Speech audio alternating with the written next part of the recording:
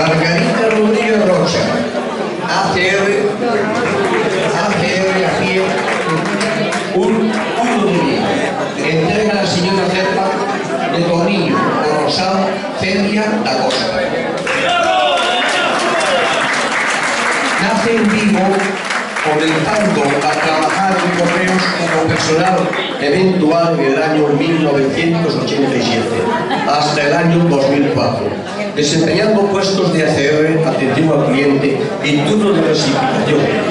En el año 2004 pasa a laboral fija y obtiene su destino en la titular de Rosal. En ese mismo año se traslada a Vigo y es destinada a la número 1, unidad en la que permanece hasta la fecha de su jubilación. A partir de ahora, dice que dedicará su tiempo a cuidarse y disfrutar plenamente de su familia, especialmente de sus nietos.